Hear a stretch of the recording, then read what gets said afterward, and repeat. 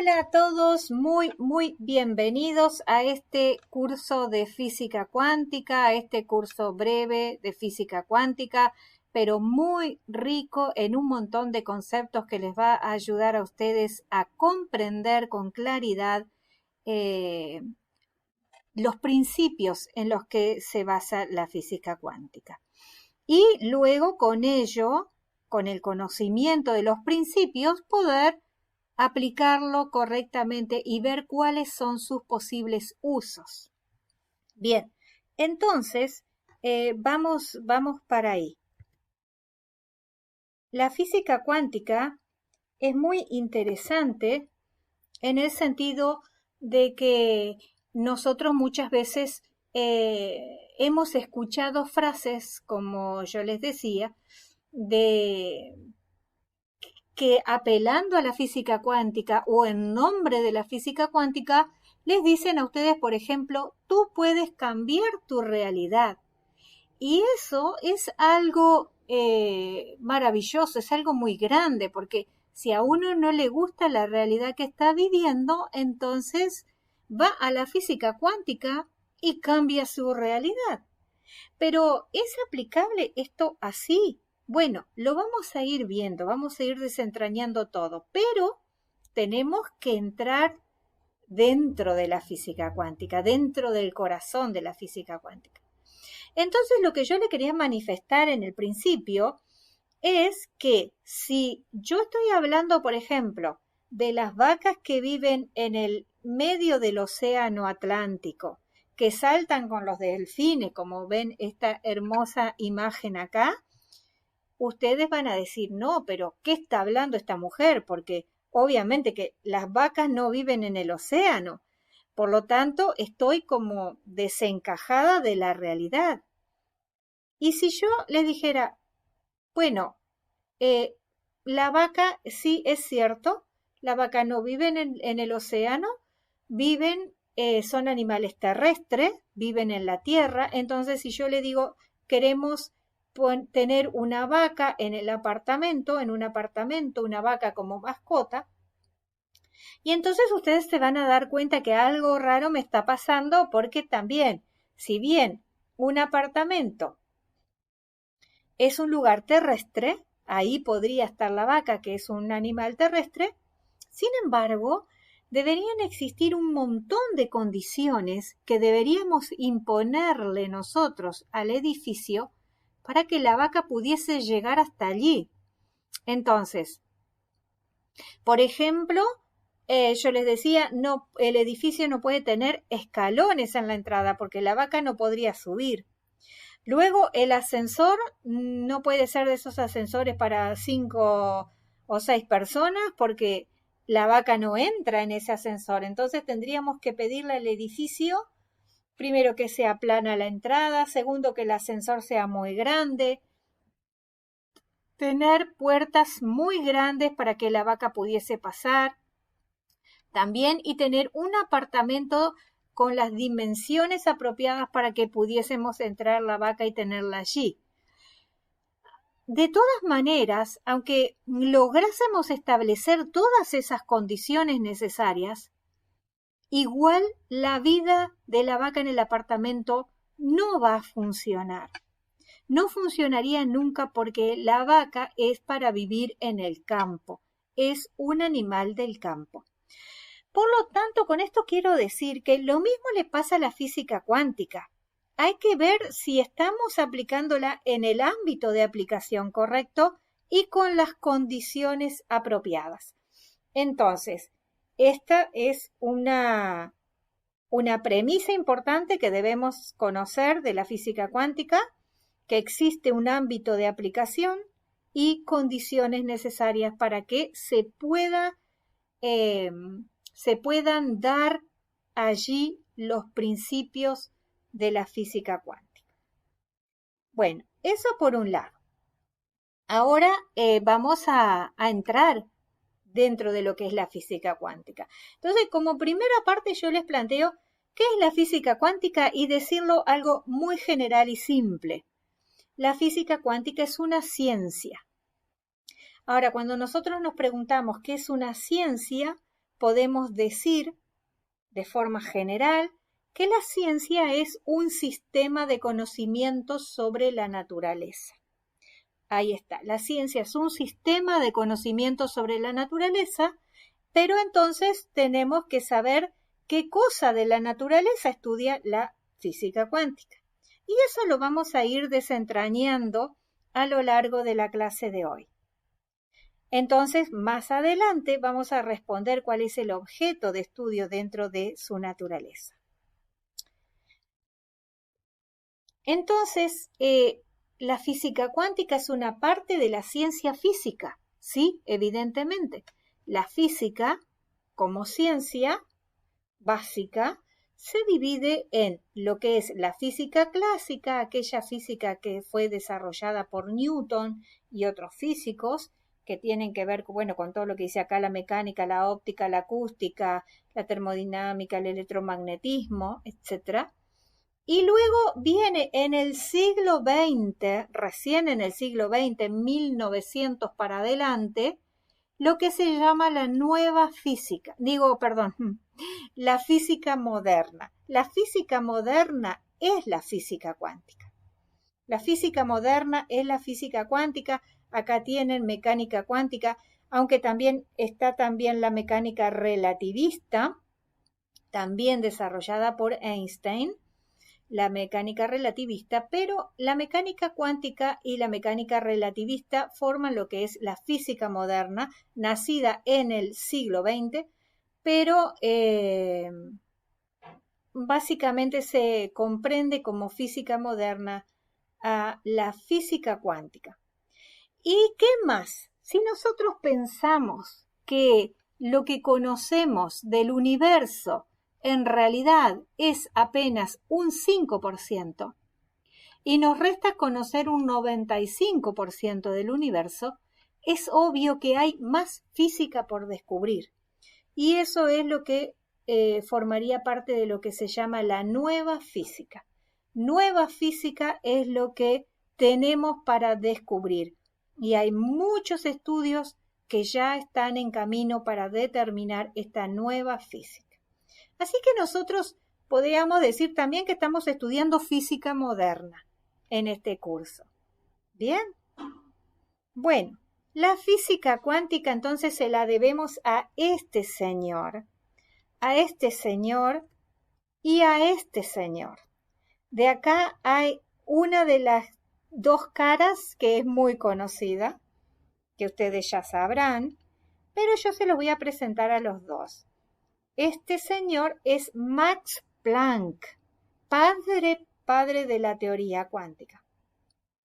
Y este señor es el conocidísimo Albert Einstein, padre del relativismo, pero también padre de la física cuántica. ¿Por qué? Porque Max Planck desarrolló la teoría cuántica. Esa teoría cuántica que ahora vamos a pasar a explicar no fue muy aceptada en su momento. No fue muy aceptada porque era un poco revolucionaria, era un poco, ¿cómo les puedo decir? Un poco difícil de aceptar, así sencillamente. Pero él tenía claro su pensamiento y desarrolló la teoría cuántica. Pero luego, posteriormente, Albert Einstein hace un experimento que se llama efecto fotoeléctrico, donde utiliza la teoría cuántica de Planck, y este efecto fotoeléctrico es el que valida la teoría cuántica de Planck. Y de hecho, cuando Einstein nos da las explicaciones de cómo funciona el efecto fotoeléctrico en ese experimento que él hace, Albert Einstein en 1921 recibe el premio Nobel por la explicación del efecto fotoeléctrico. Así que tenemos estos dos padres de la física cuántica, Max Planck y Albert Einstein. Entonces, vamos a ver qué fue lo que hicieron ellos. Yo lo que les quiero pedir es que ustedes Pongan atención, concentración y me sigan. Si me pueden ir siguiendo paso a paso lo que voy explicando, yo les prometo a ustedes que ustedes van a entender todo. Es muy importante que entendamos todo para después poderlo aplicar, pero requiere de que nosotros vayamos a conceptos físicos, matemáticos, estadísticos y químicos. Por lo tanto, no es nada que no se pueda comprender, o sea que yo se los voy a explicar lo más fácilmente posible, así que yo les digo que si ustedes me pueden seguir paso a paso, ustedes van a entender todo. Bueno, acá tenemos a Max Planck y Albert Einstein en una reunión con otros científicos. Bueno, vamos a ver qué fue la propuesta que hizo Max Planck, su famosa teoría cuántica, la cual no fue muy aceptada en el principio. Lo que dijo Max Planck es lo siguiente, que si tenemos un cuerpo al rojo vivo, incandescente, como vemos esta hornalla acá, eléctrica por ejemplo, pero puede ser un cuerpo incandescente, cualquiera, al rojo vivo, dice que ese cuerpo incandescente va a emitir ondas, las ven acá las ondas, estas son ondas, va a emitir ondas. Y además dice lo siguiente, el cuerpo incandescente emite ondas y además dice que esas ondas llevan energía. Esas ondas llevan energía.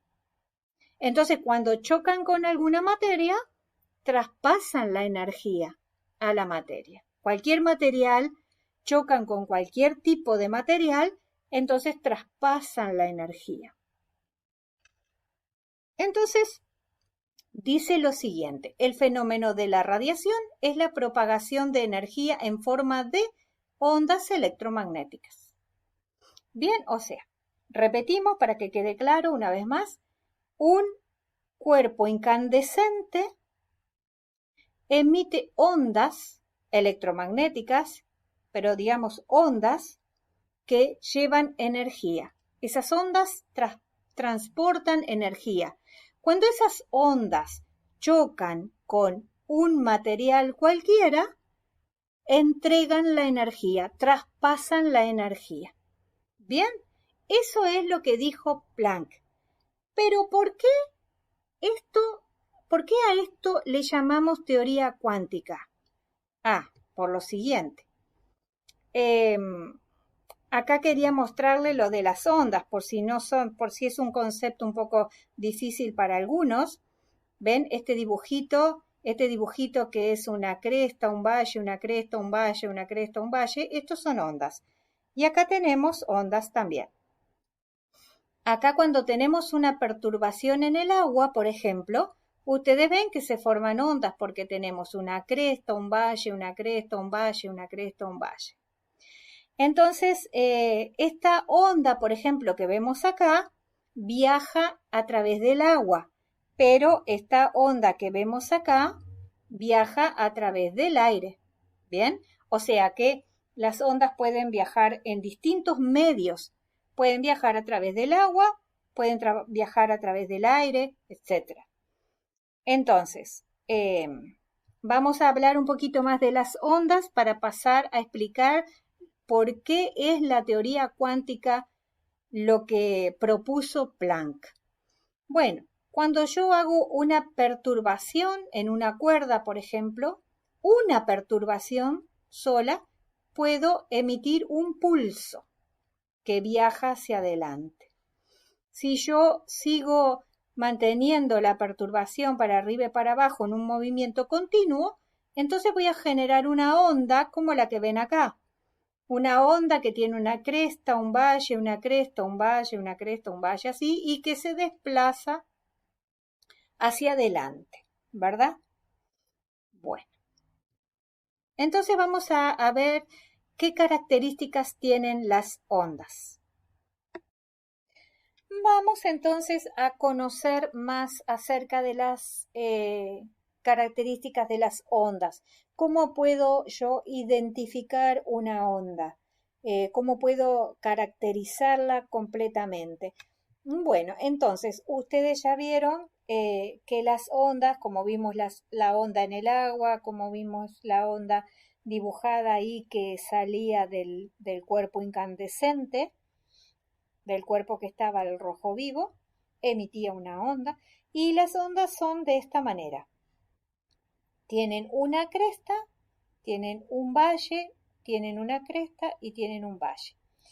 Cresta y valle se repiten de forma periódica. Cresta y valle, después se repite cresta y valle, después se repite cresta y valle y así sucesivamente. Entonces, el tiempo que dura una cresta y un valle, ven acá, cresta y valle dura este tiempo. Si yo lo mido así en el tiempo que dura la cresta y el valle, eso es el período de la onda. Es decir, que la onda tiene un período que es lo que dura la cresta y el valle. También lo podemos medir entre cresta y cresta, por ejemplo. Si yo tengo este punto acá definido y este punto, perdón, entonces lo que yo mido acá es el tiempo entre cresta y cresta y eso también es el período. Cualquier tiempo medido de forma simétrica, porque como es un, un elemento que se repite, es decir, cresta y valle se vuelve a repetir, entonces donde yo mida el periodo puede ser desde el inicio, cresta y valle, hasta el final del valle, o entre crestas. Ese valor en segundos es el periodo de la onda. Ese tiempo en segundos es el periodo de la onda. Es decir, si yo doy ese tiempo como periodo de la onda, yo ya estoy conociendo una onda. Yo dentro de poco la voy a poder dibujar porque tengo por lo menos ya el periodo de la onda. ¿Qué más puedo tener? Lo mismo. Esta distancia entre el inicio de la cresta hasta el final del valle, pero en metros. La distancia en metros desde el inicio de la cresta hasta el final del valle, ahí, entonces si la mido en metros, que sería esta distancia acá, esta distancia en metros es lo que se llama la longitud de onda. La longitud de onda es esa distancia en metros. También puedo tomarla desde cresta a cresta. Si yo tomo la distancia en metros desde esta cresta hasta esta cresta, esta distancia en metros es la longitud de onda. Y esta distancia en segundos es el período. La longitud de onda se anota con una letra griega que es la lambda, lambda minúscula. Entonces, lambda minúscula es la longitud de onda en metros. Y es esta distancia en metros. Esta distancia en segundos es el periodo de la onda que los anotamos con la letra T. Y después voy a hacer una operación matemática. Voy a hacer una operación matemática que la voy a anotar con la letra nu, griega también, la nu minúscula. Y voy a hacer 1 dividido el período en segundos.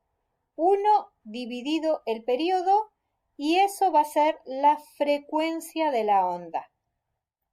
¿En qué unidades la voy a medir? En 1 dividido segundos. ¿Y qué unidad es esa? 1 dividido segundos es lo que llamamos hertz. Hertz. Vieron que es muy conocido,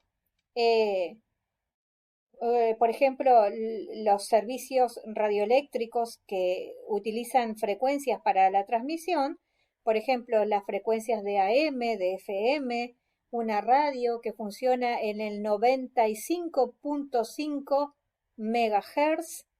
Mega quiere decir un millón. Kilohertz quiere decir 1000. Entonces, kilohertz quiere decir 1000 hertz. Y megahertz quiere decir eh, un millón de hertz. Bueno, entonces esa es la medida de la frecuencia, el hertz. ¿Y el hertz qué viene siendo? 1 dividido segundos. Bien, bueno, vamos a ver si podemos clarificar un poquito más. Vamos a tratar de entender la frecuencia, porque la frecuencia recién se las expliqué con una formulita matemática. Le dije, la frecuencia es 1 dividido el periodo en segundos. Pero vamos a ver si lo captamos de forma fácil a lo que es la frecuencia de la onda. Entonces, cuanto más rápidamente se repite el patrón cresta-valle,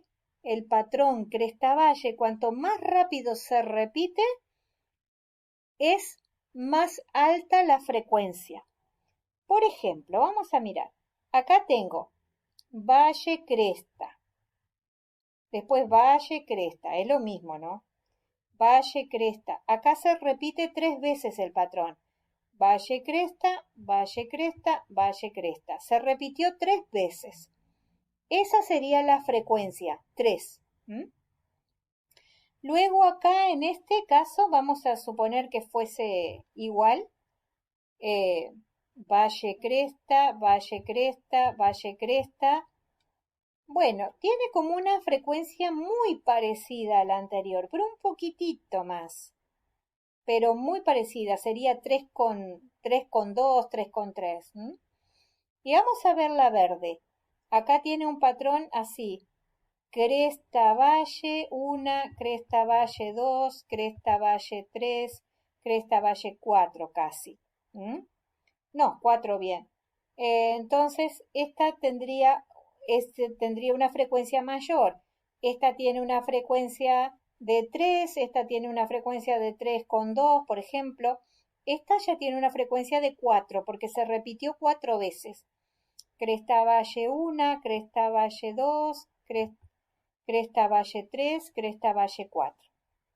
O sea que esta tiene 4 repeticiones. Tiene una mayor frecuencia que las anteriores, que se repetían 3 veces. Y esta azul, a ver qué frecuencia tiene. Tiene cresta valle 1, cresta valle 1, cresta valle 2, cresta valle 3, cresta valle 4, cresta valle 5, cresta. Bueno, entonces, tiene una frecuencia de 5 con algo, 5,5 más o menos. Es la que tiene la mayor frecuencia. Entonces, ¿qué nos damos cuenta así a simple vista?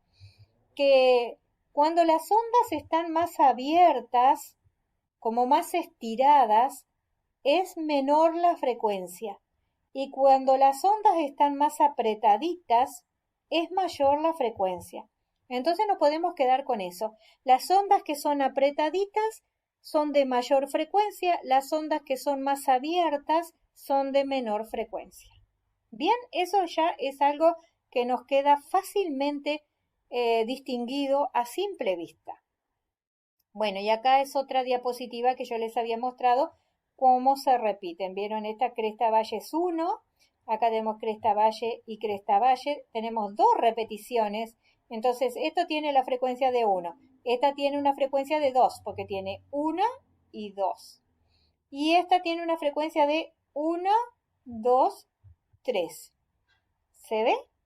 Bueno, muy bien. Entonces, ahora vamos a ver por qué es teoría cuántica lo que propuso Planck. ¿Qué tiene que ver con cuántico aquella propuesta de Planck? que nosotros habíamos dicho que él planteó lo siguiente, dijo, cuando hay un cuerpo que está al rojo vivo, emite ondas, ¿bien? Y esas ondas electromagnéticas llevan energía y cuando chocan con cualquier material, transfieren la energía que llevan las ondas. Pero la gracia del descubrimiento de Planck y lo que lo hizo un poco resistido a creer fue este concepto, que la energía que entrega la onda al paquete, la energía que le transfiere la onda al paquete, al otro material, digamos, al material con el cual choca, está paquetizada. Es decir, la onda, al chocar con un material, transfiere energía en forma de paquete de energía, en forma de cuánto de energía. De ahí la palabra cuántica. Cuánto es algo discreto, es algo fijo, es un valor. Y ese valor lo estableció de forma matemática Planck diciendo así: la energía que transporta la onda, vieron que la onda viaja, esa es otra característica que tiene la onda, que la onda viaja hacia la derecha, por ejemplo. O sea, no son estáticas, las ondas van viajando. Cuando la onda choca entonces con un material, va a transferirle la energía que transporta la onda y la transferencia que le hace al chocar con el material es un valor fijo, es un cuanto de energía, un paquete de energía, y ese paquete tiene esta fórmula. Esa energía, ¿cuánto vale? Vale un número h por la frecuencia de la onda. Así que si nosotros nos damos cuenta acá hay un concepto muy importante. Lo que Planck está diciendo es que la energía de la onda depende únicamente de la frecuencia de la onda. No depende de nada más que de la frecuencia. Si tengo una onda de una determinada frecuencia, ya sé cuál es la energía que va a transferir la onda, qué energía va a entregar esa onda al momento de chocar con un material cualquiera. Y es simplemente hacer una cuentita. Este número h se llama, en honor a Planck, por supuesto, constante de Planck. Es un número fijo, un número constante. Ahora, nosotros vamos a multiplicar ese número de Planck por la frecuencia de la onda y vamos a conocer la energía de la onda. ¿Bien? Entonces, como la energía de la onda, cualquier energía, no importa, cualquier energía se presenta, las unidades que tenemos para medirla es el joule o julio y si no, el electrón volt. O sea, son dos formas de medir la onda. Vieron que las distancias, por ejemplo, yo las puedo medir en metros, en kilómetros, también en yardas, ¿no? Y bueno, y la energía yo la puedo medir en joule o la puedo medir en electrón volt. Y ese número de Planck tiene estos valores. Tiene este valor si es que voy a obtener la energía en joule, con estas unidades, joule por segundo. Y tiene este valor si yo voy a obtener la energía en electrón volt. Acá está la unidad electrón volt por segundo sería el valor de este número. Entonces, son números muy pequeños, como ven, porque acá esto que quiere decir 10 a la menos 34 quiere decir que hay 0,34 ceros y después este número. O sea, sería 0,0000034 veces y luego 6, 6, 2, 6, etc. y acá que es 10 a la menos 15 sería 0,00015 veces y este número 4, 1, 3, 5, etc. Bueno, entonces, el universo está lleno de estas ondas, porque fíjense, cuerpos incandescentes al rojo vivo hay muchísimos en el universo. Esos emiten unas radiaciones y ondas. Las radiaciones son ondas electromagnéticas, ¿verdad? De todo tipo. También cuando tenemos, por ejemplo, la materia nebulosa cercana a fuertes campos magnéticos, también emiten ondas electromagnéticas. También tenemos, por ejemplo, cuando tenemos materia sometida a fuertes campos gravitacionales, como en el caso de cuerpos que están cercanos a agujeros negros que tienen un campo gravitacional muy grande, también emiten ondas electromagnéticas. Es decir, que emiten ondas electromagnéticas por todos lados en el universo. Estos son algunos ejemplos y hay muchos más. Entonces el universo está lleno de estas ondas, unas con mayores frecuencia, como esta, y otras con menores frecuencias. Pero, ¿qué conclusión podemos sacar de esto? Podemos decir que las ondas electromagnéticas, o sea, todas estas que vemos por acá, son la manifestación de la energía del universo. Las ondas electromagnéticas de las que está llena el universo son la manifestación de la energía del universo. Porque, ¿qué es lo que ya sabemos? Que cada onda de estas que viaja lleva energía y que cuando choca con un elemento material le va a transferir ese paquete de energía. Ese paquete de energía va a depender de la frecuencia que tenga la onda. Por lo tanto, como acá en este ejemplo, en este ejemplo tenemos ondas de distinta frecuencia, tenemos ondas que transportan distintas cantidades de energía, porque la cantidad de energía depende de la frecuencia de la onda. ¿Bien?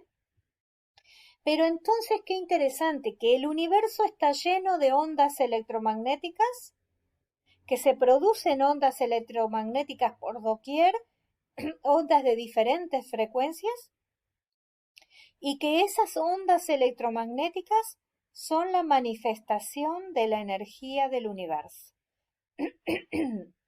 Bien. Entonces, ¿qué pasa si nos ponemos a ordenar las frecuencias, las ondas? Por ejemplo, acá veíamos estas ondas.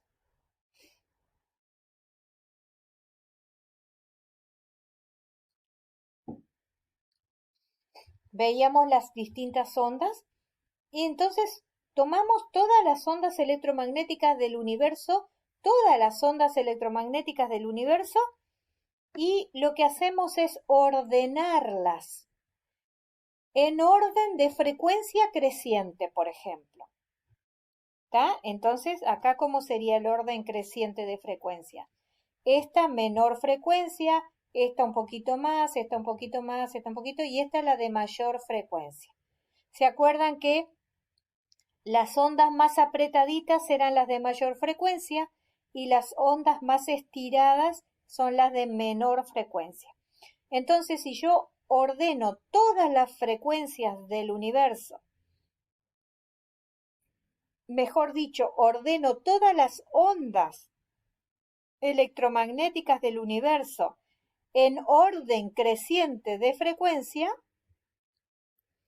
voy a tener algo como lo siguiente. Esto. ¿Ven? Acá están las ondas, ¿no? Del universo. Entonces, estas que son más estiradas son las de menor frecuencia. Acá va creciendo la frecuencia, va creciendo, va creciendo, va creciendo, hasta estas últimas que son las más apretaditas, son las de mayor frecuencia. Las pongo todas ordenadas, de menor frecuencia a mayor frecuencia. Estas son todas las ondas electromagnéticas del universo. ¿Y qué es lo que puedo hacer cuando yo las tengo ordenadas? Puedo definir regiones y puedo decir esta región está entre esta frecuencia y esta frecuencia. Entonces voy a definir, por ejemplo, la región de los rayos X. Y sé que los rayos X van desde esta frecuencia, 10 a la 18, de 10 a la 18 hasta 10 a la 22. Esa frecuencia. Y posteriormente, mayor frecuencia, tenemos los rayos gamma, que están desde los 10 a la 22 hasta los 10 a la 24. Los rayos gamma. Entonces digo, desde esta frecuencia hasta esta frecuencia está la región de los rayos X. Desde esta frecuencia hasta esta frecuencia está la región de los rayos gamma. Después vengo para acá, frecuencias más bajas. Desde este valor hasta este valor de frecuencia tengo los rayos ultravioletas.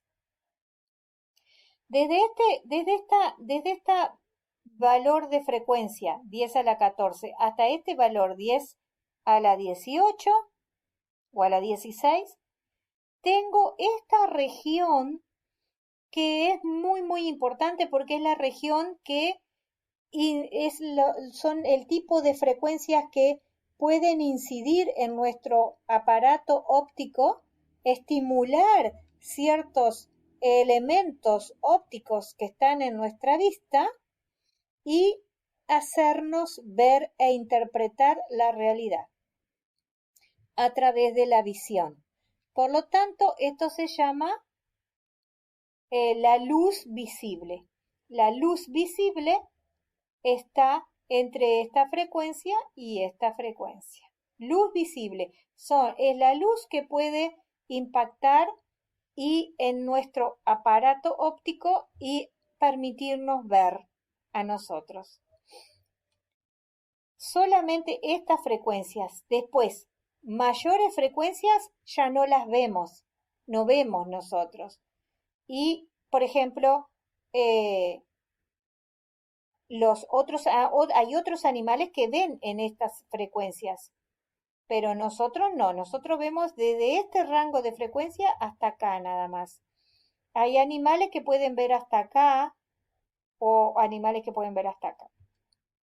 Entonces, a frecuencia más baja todavía tenemos los rayos infrarrojos, esta región infrarrojo que va entre este valor de frecuencia y este valor de frecuencia. Luego tenemos este valor, frecuencias más bajas todavía, que va de 10 a las 6 o 7 hasta 10 a la 12. Entonces acá tenemos esta región que se llama microondas. Acá en esta región es donde opera la telefonía móvil, la telefonía celular. En esta región de acá. Luego tenemos las ondas de radio, tenemos radio, televisión, todo esto en esta frecuencia. Y luego tenemos frecuencias mucho más bajas, que es, por ejemplo, las que se utilizan para la distribución eléctrica. Y también frecuencias que se utilizan para la resonancia magnética. Bueno, entonces van a ver acá otra cosa interesante que les muestra este dibujo, que es una diferenciación. Si ven acá a la altura de donde empiezan los rayos ultravioletas, o sea, la región de frecuencias que le corresponden al ultravioleta. Esto está más oscuro y esto está más clarito. ¿Qué significa? Que estos rayos, estas radiaciones, o sea, estas ondas electromagnéticas de estas frecuencias, la energía que traen estas ondas con estas frecuencias son capaces de hacerle daño a nuestras células. Y por eso se llaman radiaciones ionizantes. Y desde acá para acá, obviamente que la parte visible no nos hace daño, porque si no estaríamos permanentemente dañados, pero están muy cerca de ya las frecuencias que sí nos pueden hacer daño. Bueno, a partir del espectro visible hacia frecuencias más bajas, no traen una energía suficiente como para hacernos daño a las células. Esta energía que traen estas ondas electromagnéticas de estas frecuencias no pueden hacernos daño a las células. Entonces se llaman radiaciones no ionizantes. Bueno, cuando yo hago esta clasificación, este ordenamiento de menor frecuencia a mayor frecuencia, obtengo esto que ustedes ven acá y que lo hemos dividido por sectores, sectores que ya son conocidos por nosotros, se llama espectro electromagnético. O sea, esto que ven acá es el espectro electromagnético. Esto es el espectro electromagnético. Entonces, lo que podemos decir es lo siguiente. Esta es una definición que yo puse en mi libro, en un libro en el que hablo sobre la incidencia en la salud humana de las radiofrecuencias de 5G. Fíjense, vamos a ver acá, a ver si puedo pasar. Las radiofrecuencias de 5G están por acá, o sea que están en la región clarita, o sea que de entrada, digamos, ya están en una región que no le puede causar daño a las células. Y entonces yo escribí ese libro para mostrar las investigaciones científicas que hay sobre la incidencia en la salud humana de las radiofrecuencias de 5G. Pero, y en ese libro yo puse esta definición porque me pareció que era apropiado decirle a la gente que no conoce el espectro electromagnético, que ahora ustedes, si no lo conocían, ahora saben de qué se trata, pero no todo el mundo sabe de qué se trata, y entonces yo definí el espectro electromagnético como la organización ordenada de la manifestación de la energía del universo. Si yo todas las ondas del universo las pongo de forma ordenada, en frecuencia creciente o decreciente, no importa, o en longitud de onda creciente o decreciente, las ordenamos, todas las ondas electromagnéticas del universo que transportan la energía del universo, eso viene a ser entonces el espectro electromagnético. Así que el espectro electromagnético es la organización ordenada de la manifestación de la energía del universo. Acá tenemos otro dibujo sobre el espectro electromagnético que es muy interesante también para analizar. ¿Por qué es interesante esta figura del espectro electromagnético? Porque nos muestra la longitud de ondas en metros de cada región, como vimos, radio, microondas, infrarrojo, visible, ultravioleta, rayos X, rayos gamma. Y se acuerdan que la longitud de onda era desde el inicio de la cresta valle, o sea, hasta acá donde inicia la nueva cresta, esta distancia medida recta así, o de cresta a cresta, la distancia en metros de cresta a cresta es la longitud de onda. ¿Se acuerdan que entonces cuanto más chiquita es la distancia entre cresta y cresta, es más pequeña la longitud de onda y es mayor la frecuencia, porque cuanto más apretadita la onda es, mayor es la frecuencia, pero menor es la distancia que hay entre cresta y cresta. ¿Y qué es lo interesante de que nosotros sepamos la distancia en metros o que sepamos de cuán apretadita está la onda? Eso nos da la pauta eh, de con qué cosas es comparable esa distancia de la onda. Esa distancia entre cresta y cresta de la onda, con qué medidas es comparables, en el rango de qué es lo que está, para que nosotros podamos saber hasta dónde puede actuar la onda, meterse, digamos, ¿no? Entonces, acá, por ejemplo, esta onda de radio tienen en metros esta medida que son 10 a la 3, 1000 metros. Digo 1000 metros. Sí, 1000 metros, un kilómetro. Acá, por ejemplo, las microondas ya son más chicas, ¿no? Son a la altura de los centímetros.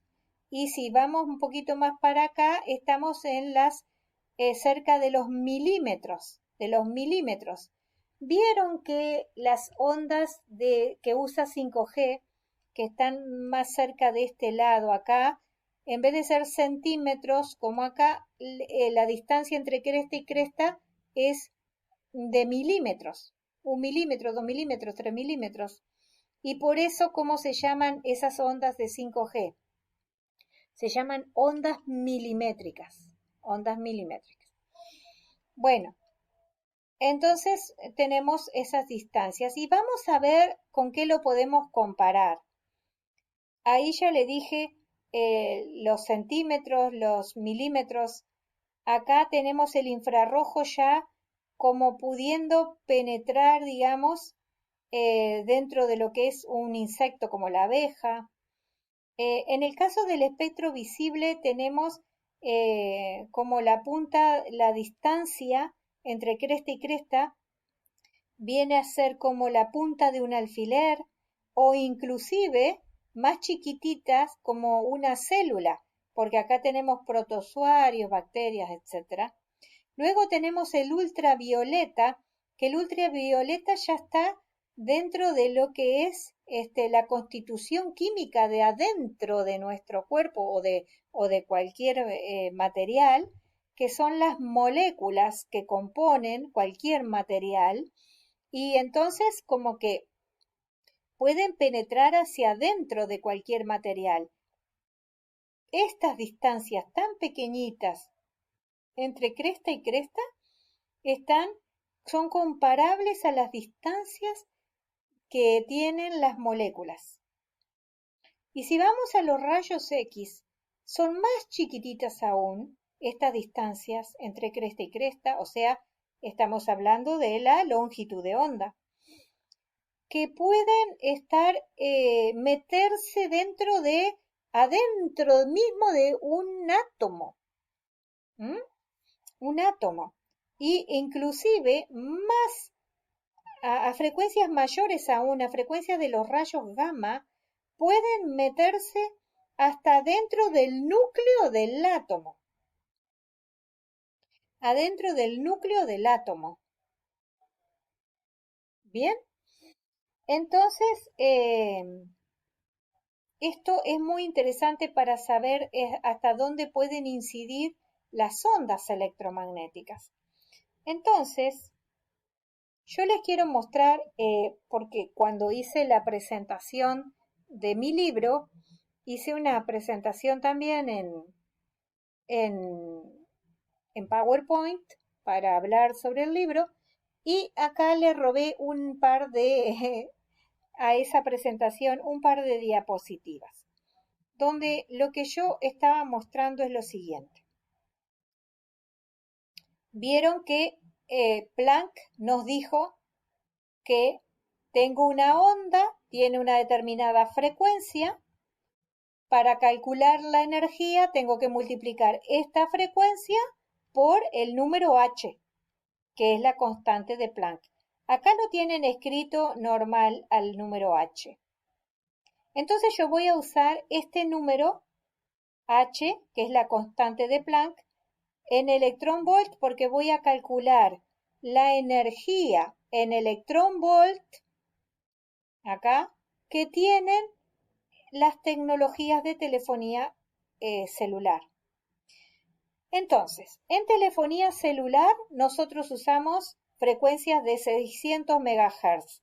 Si yo multiplico 600 MHz por H, me da esta energía en electron-volt, este valor. Si multiplico 1800 MHz por H, que está acá, me da este valor de la energía. Y así sucesivamente. Estas bandas son milimétricas, como recién les decía. Yo multiplico esta ni se usa prácticamente porque no sirve mucho para 5G tampoco, porque no es de las que pueden traer o llevar datos con seguridad. Pero bueno, estas para acá son las que más se usan. Y bueno, y entonces multiplicamos esta frecuencia por H y vamos a tener el valor de la energía en electron-volt. Entonces ustedes ven que estas energías son muy pequeñas, ¿no? Muy pequeñas. Son las energías de la telefonía celular, incluido 5G.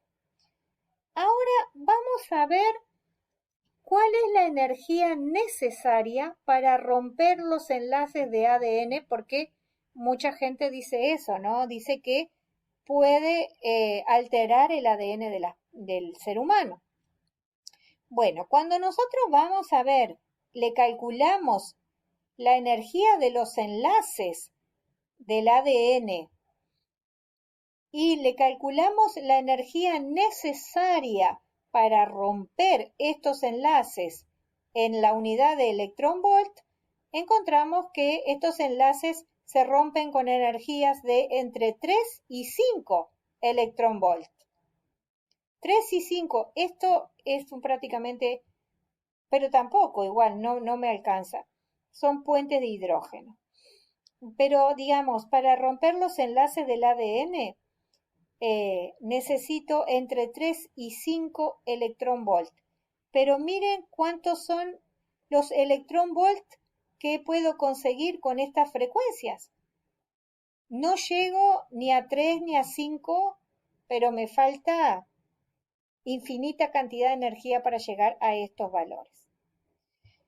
Con esto le quería dos cosas, hacer el cálculo de la energía con la fórmula de Planck y bueno, y aportarles ese conocimiento que de pronto no lo tenían a mano. Pero sí es importante que, como ya vimos, las radiaciones ultravioletas sí son dañinas para la salud y acá estuvimos viendo un dibujo de un filtro solar. Entonces le muestra cuando esto que ven acá es la piel, ¿no? La piel. Y cuando la onda ultravioleta choca con el filtro, se refleja y no penetra hacia la piel, hacia adentro el tejido. Pero cuando la piel está desprotegida, estas ondas ultravioletas entran hacia las células, ¿verdad? Y como están en el orden de las moléculas, porque nosotros vimos acá que la ultravioleta estaba en las distancias de las moléculas, o sea que puede penetrar y meterse adentro de la célula y romper enlaces de la molécula de ADN. Porque esta energía, si yo multiplico la de la ultravioleta por el número h de Planck, realmente esta energía es suficientemente grande como para romper enlaces de ADN. O sea, que los rayos ultravioletas del Sol, que son ondas electromagnéticas, al chocar con la piel entregan un paquete de energía que es suficientemente grande como para romper enlaces del ADN. Eso es interesante y para que tengamos en cuenta nosotros lo importante que es poder protegernos del sol. Bien, bueno, vamos acá entonces. Entonces repasemos cómo es el tema. Dijimos que tenemos una materia, un material cualquiera, incide sobre este material una onda electromagnética, ¿bien? Y que acá le va a depositar un paquete de energía, cuyo valor es h por la frecuencia. Bien, hasta acá vamos, entonces con esto repasamos lo que vinimos diciendo que Planck había estudiado. Entonces, vamos a entrar un poco en detalle de lo que es la materia, porque acá decimos la onda electromagnética va a chocar con cualquier materia. Y vamos a ver qué es la materia y cómo está constituida la materia. Entonces, ¿qué es la materia? La materia es todo lo que forma el universo que tiene masa y ocupa un espacio. Tiene masa y ocupa un espacio. Entonces nos preguntamos, ¿qué es la masa? ¿Qué es el espacio o el volumen? Espacio y volumen es lo mismo. Entonces tenemos que saber qué son estas características de la materia. Entonces la masa se mide en kilogramos. El volumen se mide en litros, por ejemplo, o en metros cúbicos. Y después vamos a ver bien qué es el espacio. Muy bien. Vamos a ver qué es la masa, o sea, qué características más de la materia podemos decir. ¿Qué es la materia? La materia es todo lo que forma el universo, que tiene masa y que ocupa un espacio, es decir, que tiene un volumen, como recién mencionamos. Tiene masa, o sea, se mide en kilogramos, tiene un peso, por más pequeñito que sea, tiene un volumen, es decir, que ocupa tantos litros, por ejemplo, o metros cúbicos. Las diferentes clases de materia se llaman sustancias o materiales como el hierro, la madera, el agua, etc. Y la materia puede encontrarse en tres estados: el sólido, como el hierro, el líquido, como el aceite, o el gaseoso, como el aire. ¿Qué es la materia y cómo está constituida la materia? La materia, bueno, ya dijimos de qué se trataba, ¿no? Tiene masa, tiene volumen y ocupa un espacio. Y está constituida por moléculas. Entonces acá yo les puse varios dibujitos de moléculas y vamos a ver qué son las moléculas. Las moléculas son átomos de diferentes elementos unidos por ciertos enlaces. ¿Ven estos palitos entre átomos? Los átomos son estas pelotitas de colores. Los átomos que son de un mismo color son del mismo elemento. Átomos de un mismo elemento. Y, por ejemplo, este azul son átomos de un elemento. Y estos violetas son átomos de otro elemento. Y estos palitos son enlaces que atraen este átomo con este átomo. Una atracción entre ellos. Esa fuerza que los une, que puede ser una fuerza débil, una fuerza fuerte, etc. Entonces van a ver que todos los átomos tienen una fuerza de atracción con el otro y una disposición en el espacio también. Bueno, acá tenemos un átomo que tiene tres elementos: un elemento rojo, un elemento verde, un elemento azul y un elemento 4 elementos tiene y un elemento naranja. Ahora, cuando cuando tenemos una estructura cristalina, lo podemos ver de esta manera, ¿no? O sea, ver el material de esta manera, todo compacto. Los átomos más grandes rodeados de los átomos más pequeños, pero todos organizaditos así, de esta manera, con un índice de coordinación de un átomo y todos los demás alrededor, con una coordinación específica. Bueno, entonces ven, todos tienen el enlace, que es la fuerza de atracción entre ellos, y acá tenemos, por ejemplo, átomos, estos átomos de un elemento, que son todos los negritos, otros átomos de otro elemento, que son los celestes, y otros átomos, 2 átomos de un elemento, azul. Bueno, ¿cuáles son los elementos? Para saber cuáles son los átomos de qué elementos, por ejemplo. Bueno, acá yo les voy a mostrar una tabla que trae todos los elementos. Entonces tenemos, por ejemplo, bueno, estos son gases. Acá tenemos los halógenos, por ejemplo, el helio, el neón, el argón, el xenón, el radón, todos son gases. Estos son los que se llaman halógenos. Tenemos el flúor, el cloro, el bromo, el yodo, etc. Acá tenemos el oxígeno, el azufre, el selenio, el nitrógeno, el fósforo, el carbono, el aluminio. Acá tenemos el arsénico, el antimonio. Voy por los más conocidos. El zinc. Acá tenemos metales de transición, el cobre, el níquel, el cobalto, el hierro, el manganeso, el cromo, el titanio. ¿Ven? Todos esto, el cadmio, la plata tenemos acá, el oro acá abajo, el mercurio.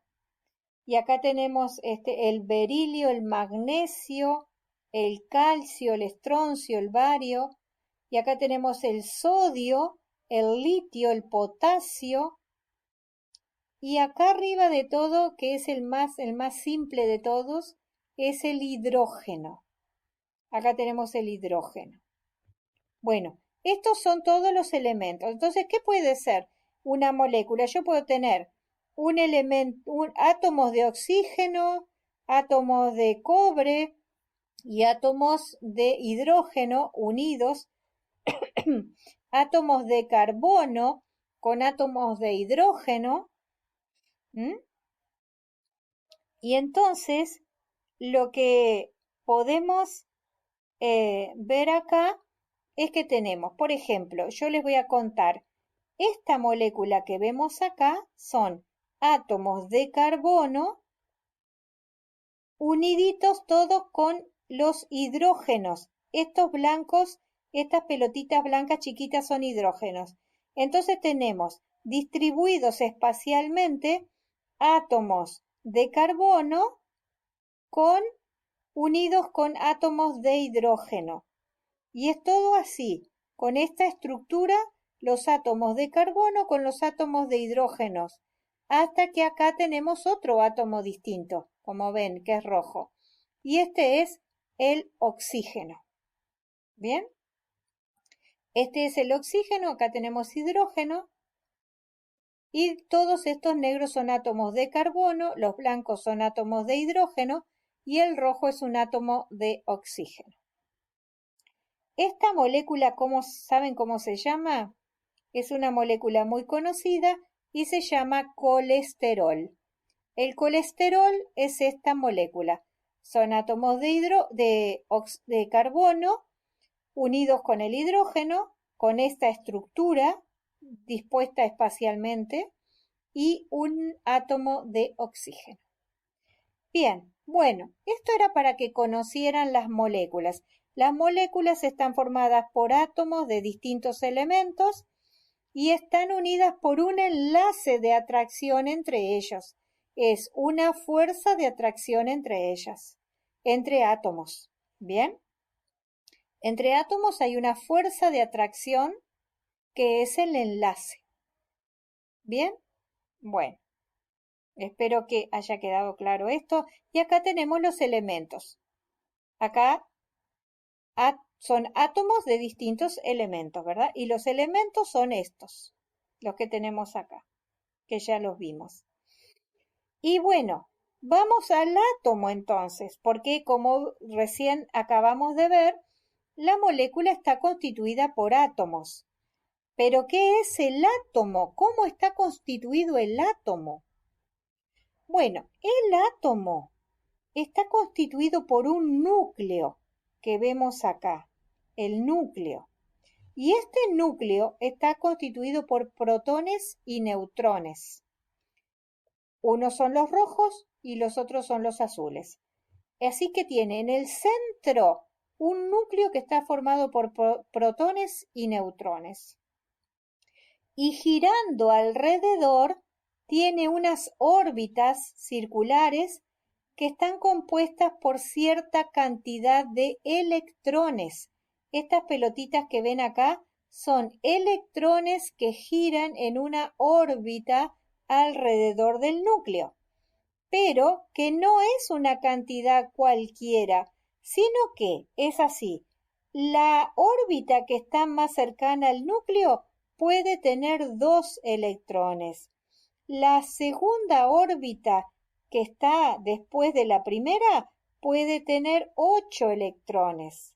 ¿Ven? 3 y 2, 8. Y así sucesivamente, cada órbita puede tener una cantidad máxima de electrones. Eso ya está definido y alguna de las últimas, o sea, siempre la última, puede estar incompleta. Puede estar incompleta, que eso significaría que el átomo está ionizado. Muy bien, entonces, acá estamos hablando de partículas, parecería que son elementales, ¿no? Porque parecería que más chico que esto no podría haber nada. Y de hecho sí, más chico que el electrón no hay nada. O sea, el electrón no está formado por nada. Es una partícula elemental. Es única, ¿sí? Y no está constituida por nada.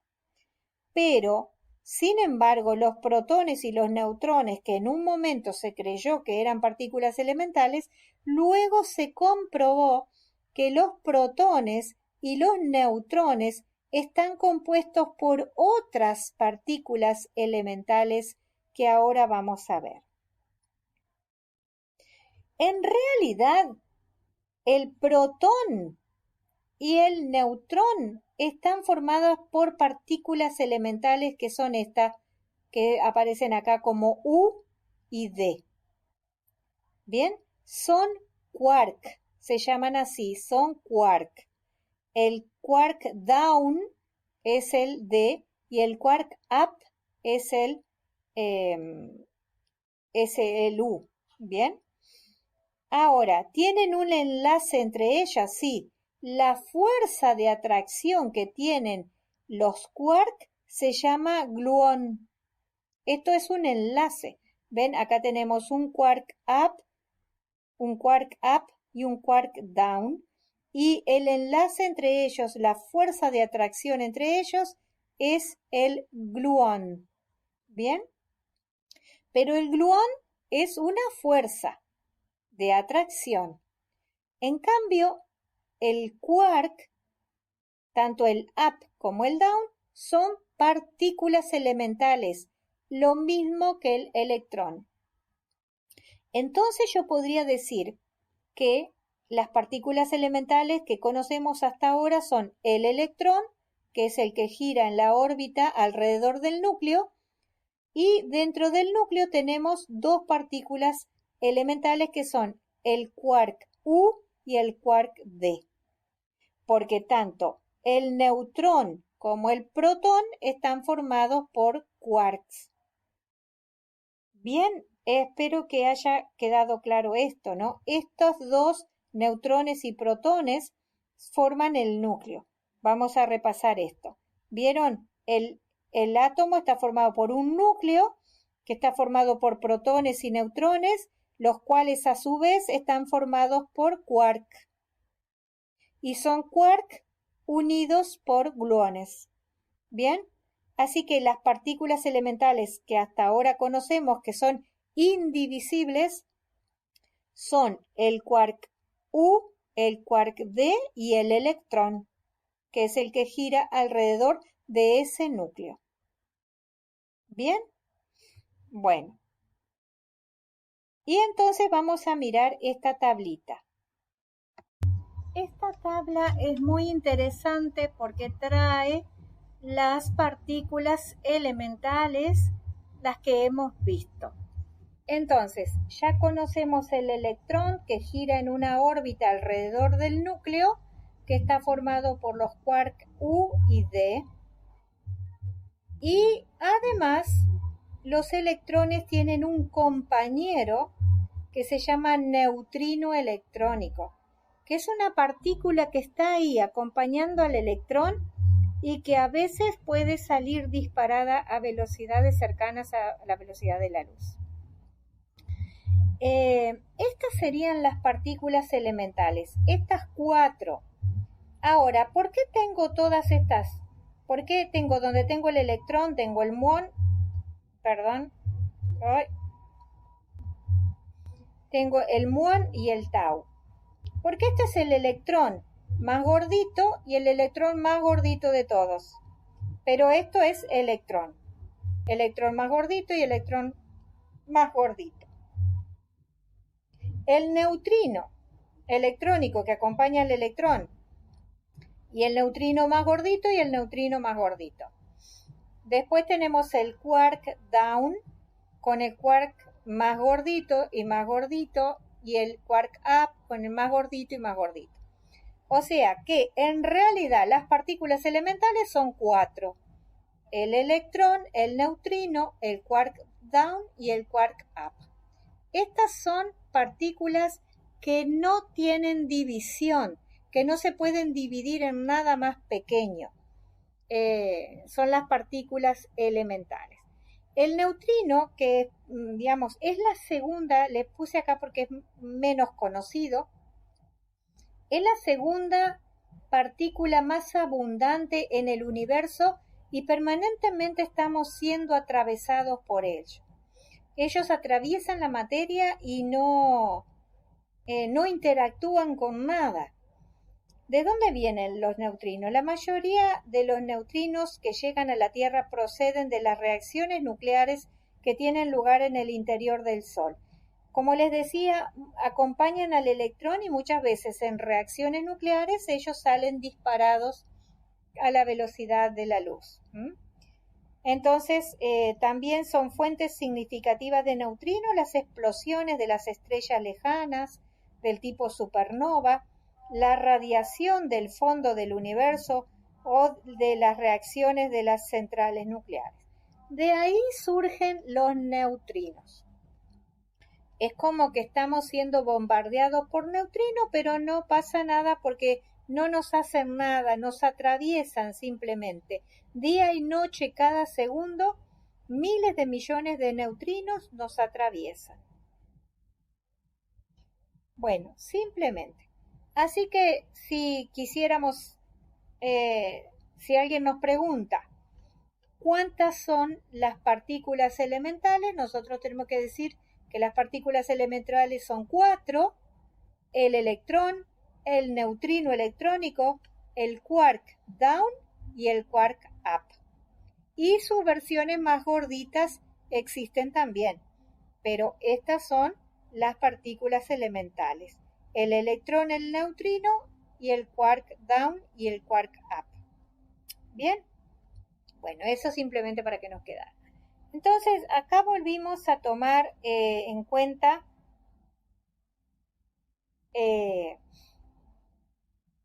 el espectro electromagnético para que vieran que adentro del átomo,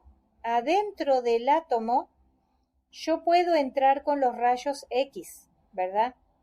Con los rayos X. Adentro de la molécula puedo estar entrando con los rayos ultravioleta. Y adentro del núcleo, donde están los quark up, quark down, etc., unidos por la fuerza del gluón, ahí yo puedo entrar con los rayos gamma. Bien, eso es algo que quería volver a ver acá. Bueno, entonces vamos a pasar a lo que descubrió Albert Einstein. Que esto es el inicio de la física cuántica. O sea, la física cuántica inicia acá, a partir de la teoría cuántica de Planck, donde él nos dijo que las ondas electromagnéticas transportan energía y cuando chocan con la materia, entregan un paquete de energía que es igual a una constante de Planck, que es un número muy chiquito, multiplicado por la frecuencia de la onda electromagnética. Y el segundo paso para dar, para verificar esa teoría cuántica fue la explicación del efecto fotoeléctrico que dio Albert Einstein. Vamos a ver de qué se trataba el efecto fotoeléctrico. Albert Einstein dijo que si él alumbraba con luz ultravioleta, o sea, estamos en una longitud de onda muy pequeñita que puede entrar en la molécula, ¿no? Bien, como recién lo vimos acá. Luz ultravioleta.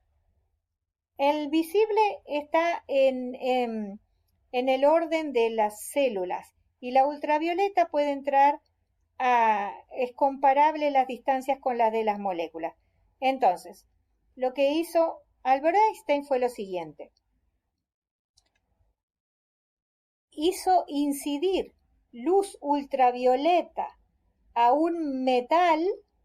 El metal es materia compuesta por átomos que están acá, moléculas que están formadas por átomos. Fíjense, las moléculas formadas por átomos. ¿Y qué pasa cuando la luz ultravioleta entra a esas moléculas? Miren lo que hacía. Viene la onda electromagnética de la luz ultravioleta. La onda ultravioleta choca con el metal. Ahí, según lo que dijo Planck, esta onda ultravioleta estaría entregando al metal una energía que es igual a la constante de Planck por la frecuencia de la ultravioleta. Y lo que observó Albert Einstein es lo siguiente, que se desprendían electrones del metal.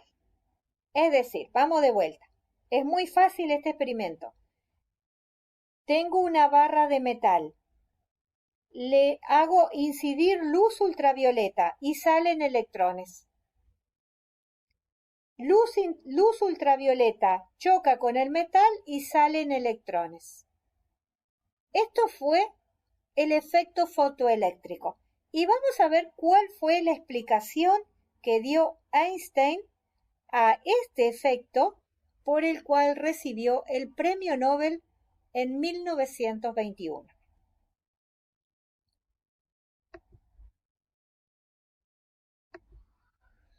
Bueno, ahí está. Vamos a ver. Miren lo que descubrió Einstein. Einstein descubrió lo siguiente.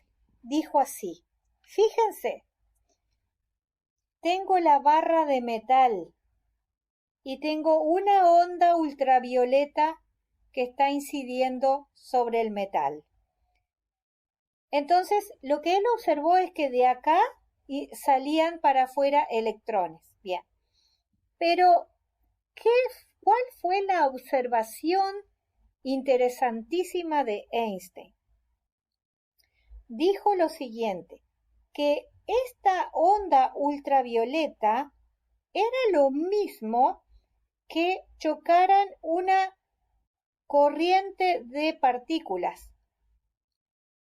Esta onda ultravioleta es lo mismo que chocara una pelotita, después otra pelotita, después otra pelotita, después otra pelotita, después otra pelotita, otra pelotita y otra pelotita.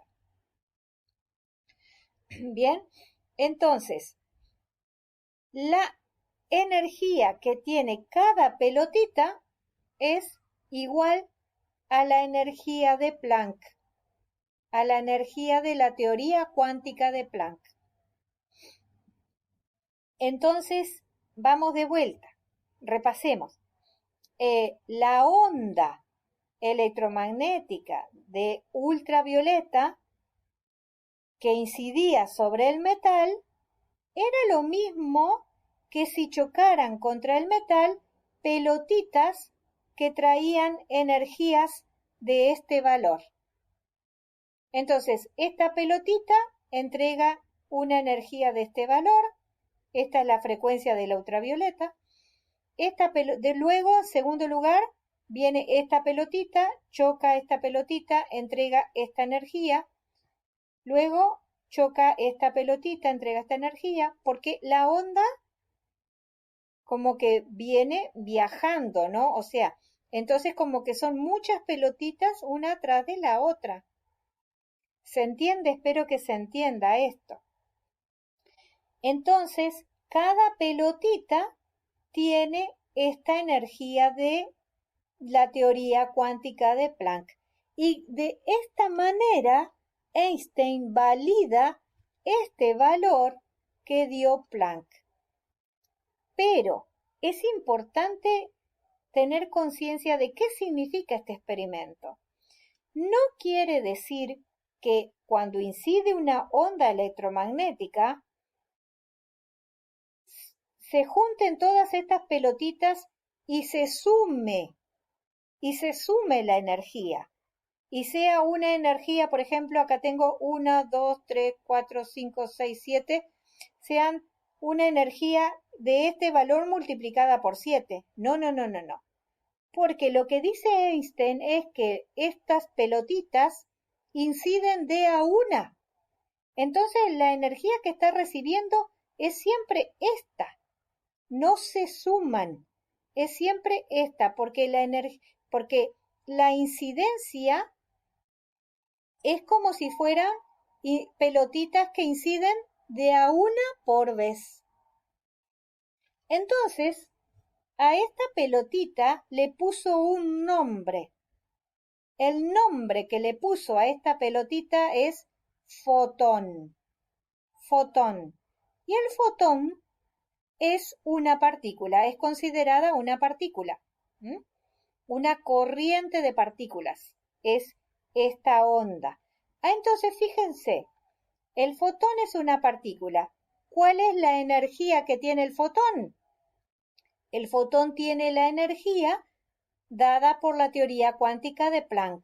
Es la constante del Planck multiplicada por la frecuencia de la onda. Así que fíjense qué interesante esto, porque yo tengo una onda electromagnética, que es una onda caracterizada con una onda, frecuencia, período, longitud de onda, energía de la onda, pero también esa onda puede ser una corriente de partículas. O sea que la onda también la podemos interpretar como una corriente de partículas. Y que cada partícula entrega la energía de la onda. ¿Bien? Cada partícula entrega la energía de la onda. Cada partícula es como si fuera una onda nueva. ¿Bien? Y esto está respondiendo a la pregunta que me hizo Marina, creo, que fue, ahora no me acuerdo quién fue la que me preguntó eso, ¿no? Que justamente, porque decía, como si la onda incide una vez, entrega esa energía y después no entrega más energía. Y yo le dije, cuando veamos el descubrimiento de Einstein, nos vamos a dar cuenta, vamos a entender y te voy a responder esa pregunta. Bueno, por lo tanto, con esta explicación, Einstein logró que le dieran el premio Nobel en 1921. Einstein entonces valida la fórmula de Planck y nace de esta manera la mecánica cuántica.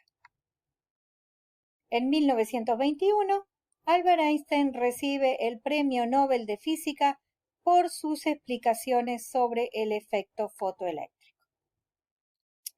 Entonces, ahora sí, vamos a ver qué es la física cuántica, que era el objetivo que nos convocaba a esta primera charla, saber qué es la física cuántica.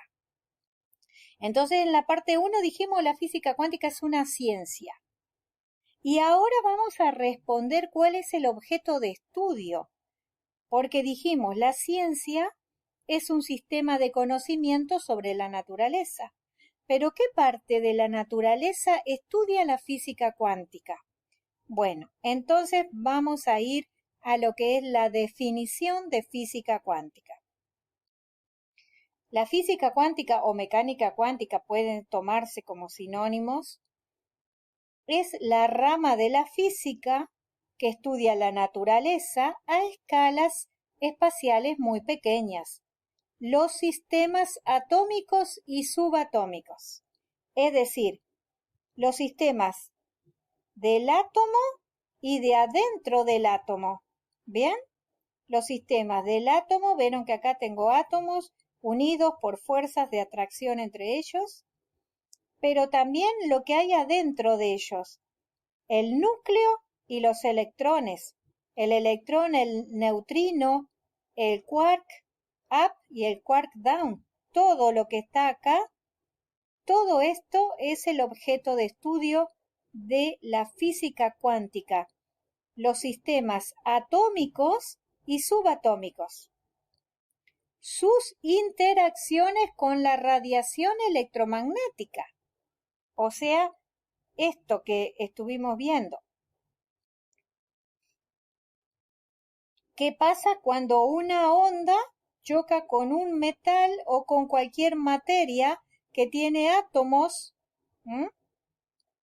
¿Qué pasa dentro de esos átomos? ¿Qué pasa con las moléculas? Eso todo es el objeto de estudio de la física cuántica. ¿Qué pasa cuando una onda electromagnética incide en una materia que está formada por moléculas y átomos, por supuesto?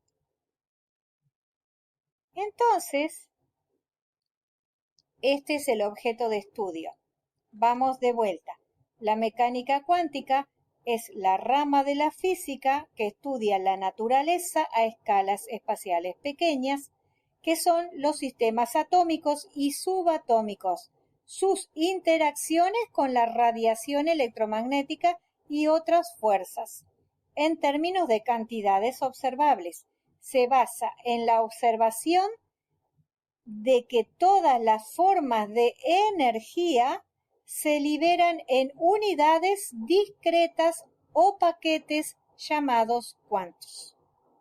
Entonces, la física cuántica es la física de la materia subatómica, del átomo y de la materia subatómica, de las partículas elementales y de sus interacciones con la radiación electromagnética.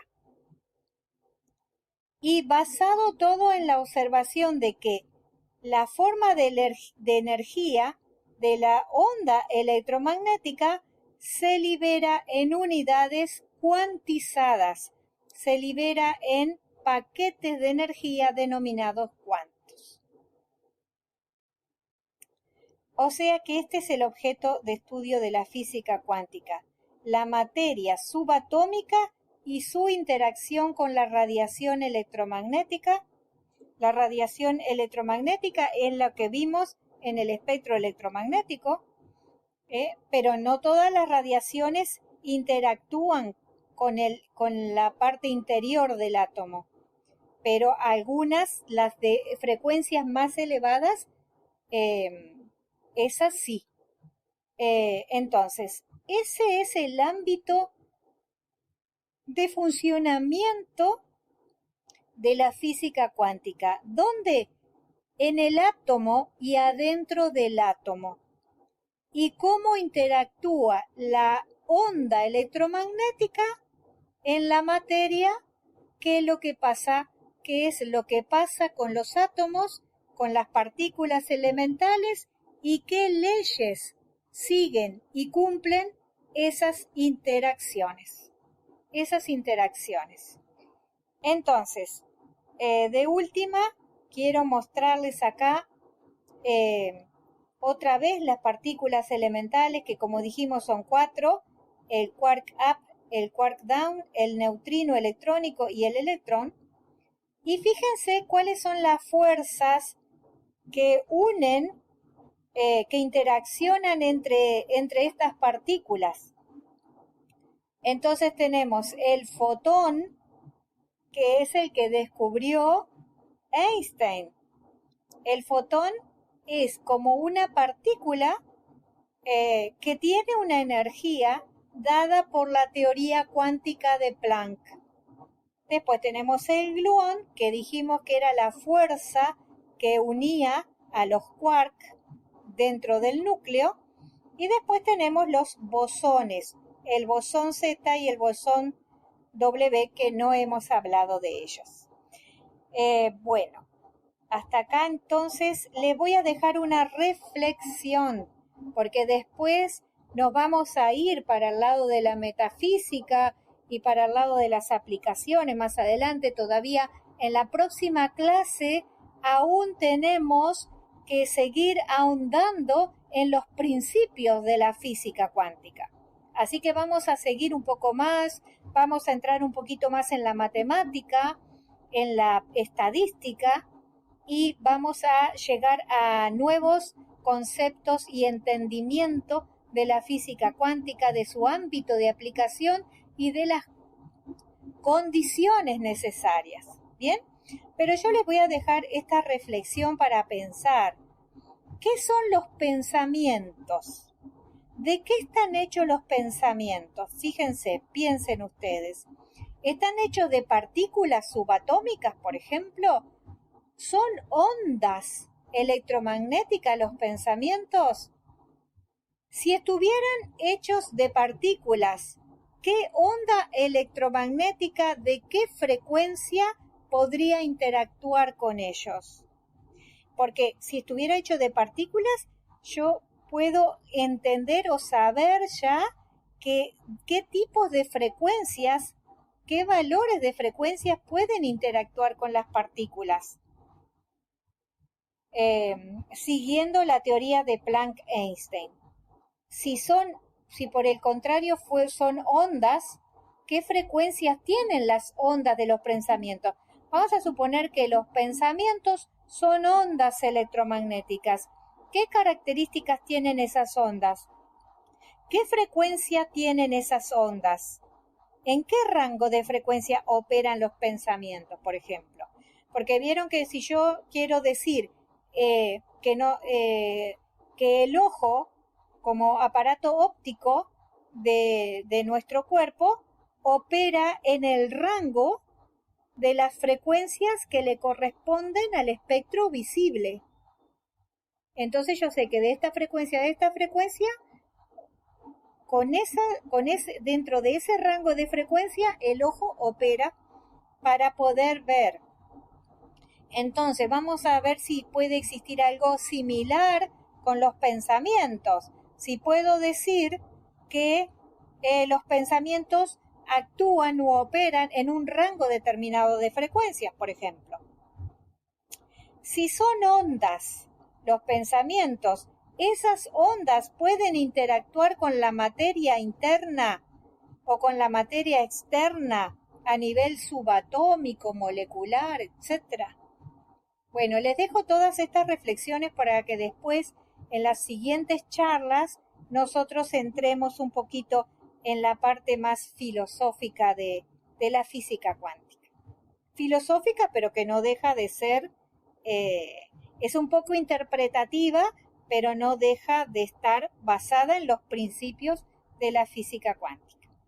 Bueno, entonces hasta acá yo les agradezco mucho por estar presentes, por querer aprender un poco sobre esta ciencia y, y entonces, bueno, aceptarme a mí que yo les comparta un poco de mi conocimiento. Nos vemos en la próxima clase y les mando un abrazo muy grande para todos.